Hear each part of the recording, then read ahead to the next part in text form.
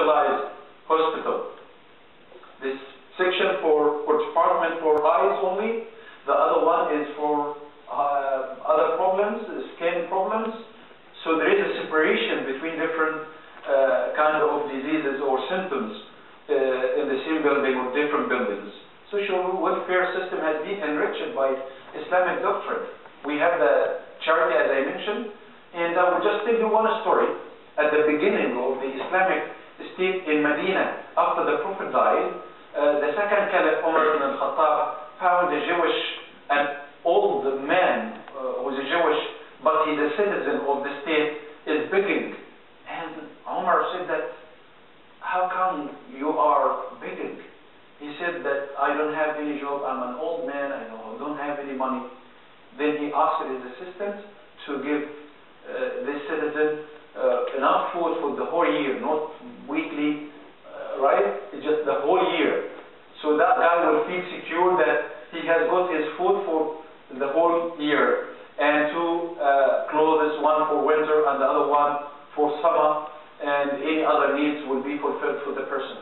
So again, being a Jewish in a Muslim state didn't make him feel like, he didn't feel any racism or anything. He was practicing, but he was built in a nice way as any other citizen in the Muslim state. This social welfare has been developed later on by even non-Muslims. We would find a beautiful system here in the UK, beautiful system back home in New Zealand, in Australia, and other parts of the world. This is a practice of what Islam says actually.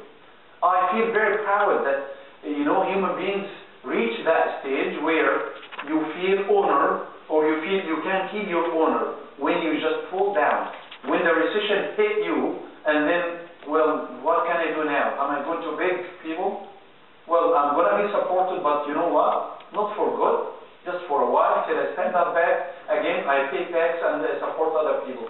This is an Islamic system, no doubt about this. So again, we're talking about contribution to the world.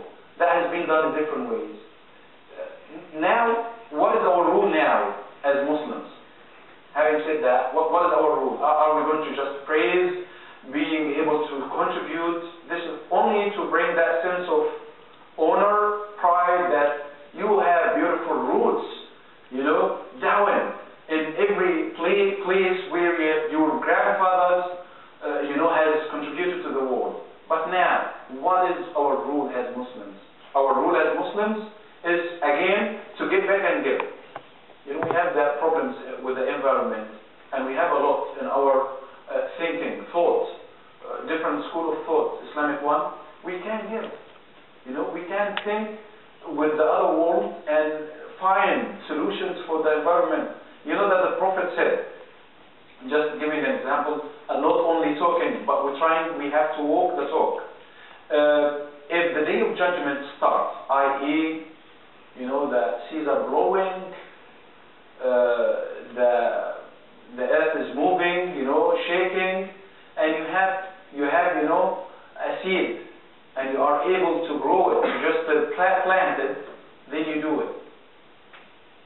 Day of judgment started, and then you have a seed, you grow it, or you plant it. What does that mean? It means you never give up. You just keep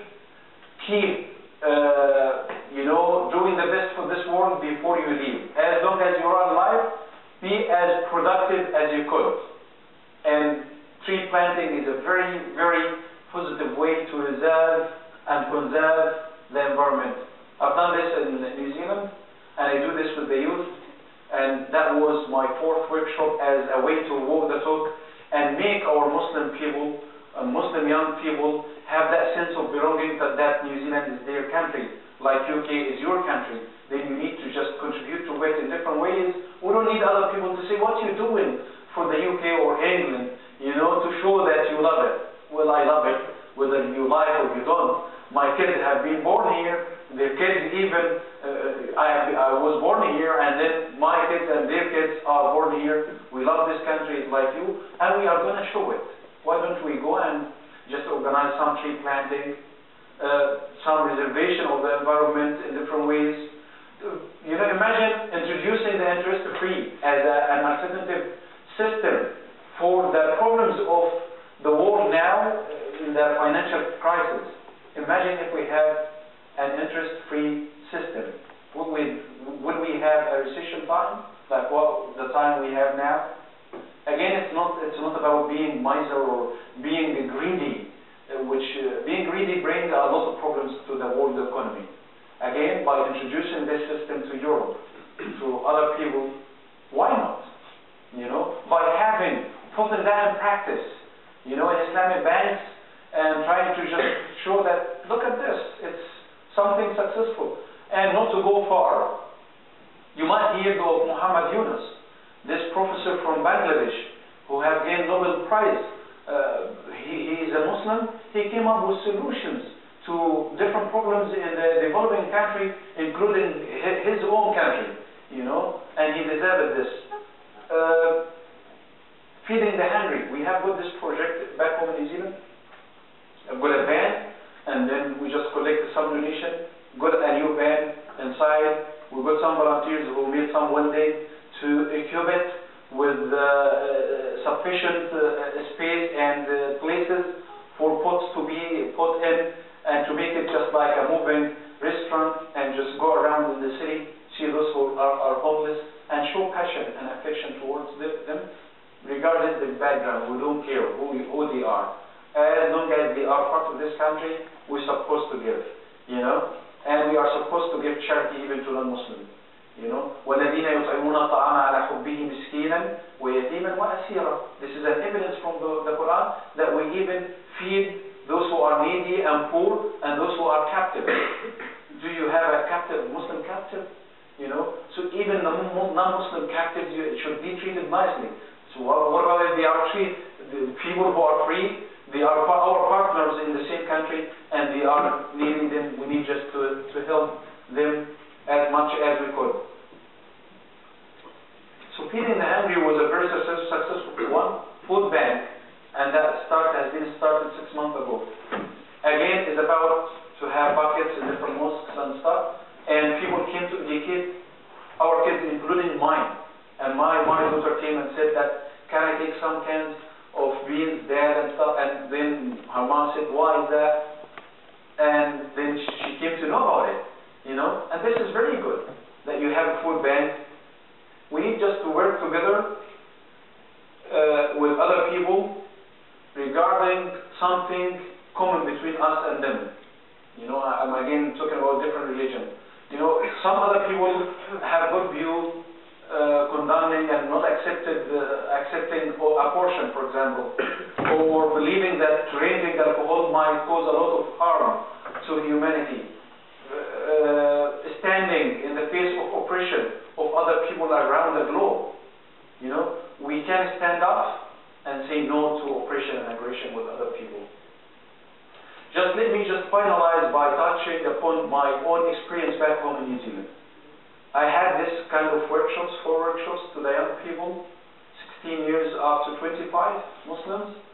And the first one is dealing with leadership skills and the meaning of leadership in Islam and secularism, and what are the qualities, and it is quite interactive.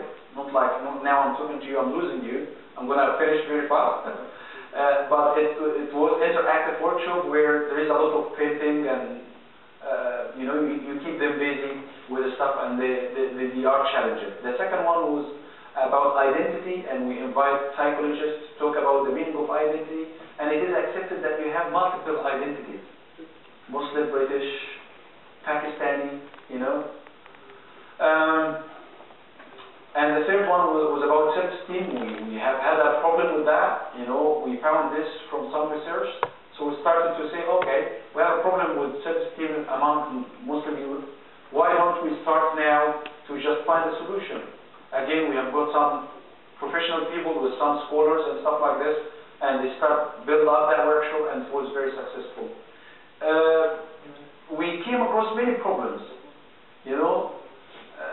especially marriage, and you would like to marry someone, but dad and mom is not happy because they don't belong to the same culture, even though they are Muslims. So, what would you do? We had sketches and acting stuff, and then there is a comment and you will